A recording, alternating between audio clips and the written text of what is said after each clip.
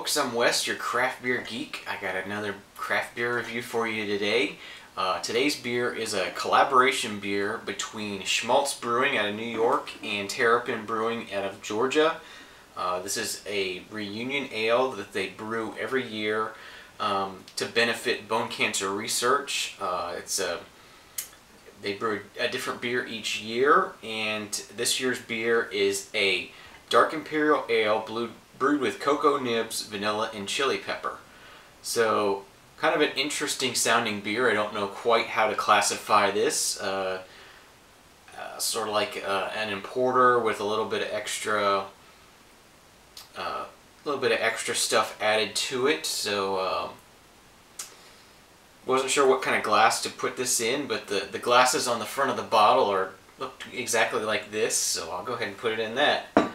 And purchased this at my local independent grocery store. It was $6.99 for this bomber, so pretty reasonably priced. It comes in at 7.3% ABV, and I'm ready to get into this and give it a try.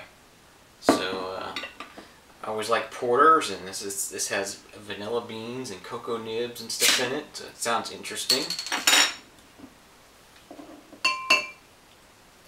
Get this into the glass and see what it looks like.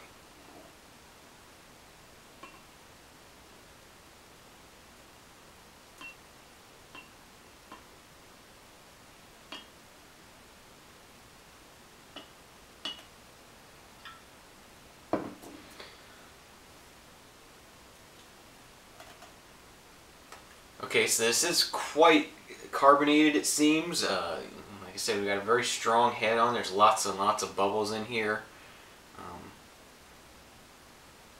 Probably not going to get it on camera, but there is quite a bit of carbonation streaming up from the bottom of the glass. It's a fairly dark porter, but it's not pitch black. There's still some light coming through, but not very much at all. I'm getting a little bit of roastiness and a little bit. I can almost smell the chili in there. It's got kind of that fresh cut chili sort of aroma to it, like a little bit like when you're cutting a plant, type cutting vegetables. It has that kind of smell, that fresh cut vegetable smell. Okay, I'm getting a little bit of vanilla also as well.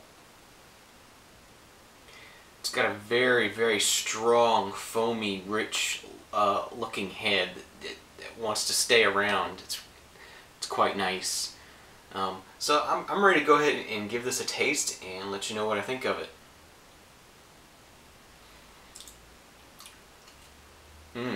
That's quite tasty. Right up front, I get a lot of vanilla in this. There's a lot of vanilla in the flavor in this. It's nice and dry and roasty and vanilla.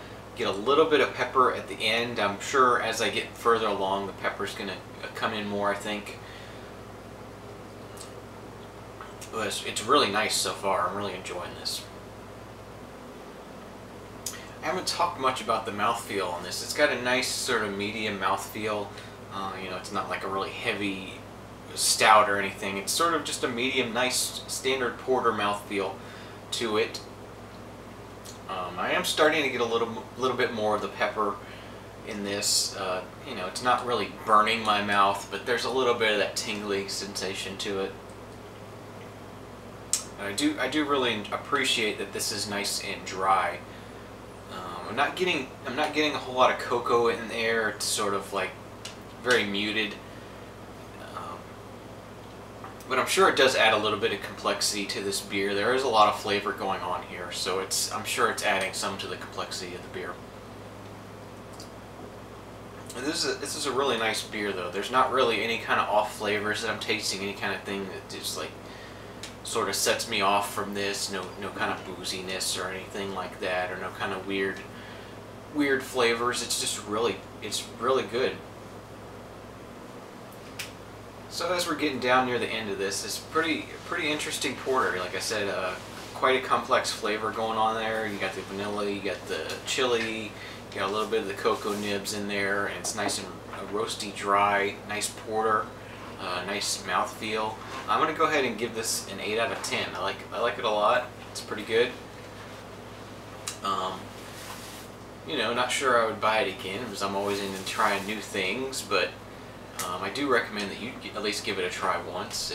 It's very good, very tasty, for a good cause, and that's about all I have to say for it. So, remember, you can check out all my reviews plus more at craftbeergeek.com. I'm Wes, your craft beer geek. I don't drink bad beers. You shouldn't either. See you next time. Cheers.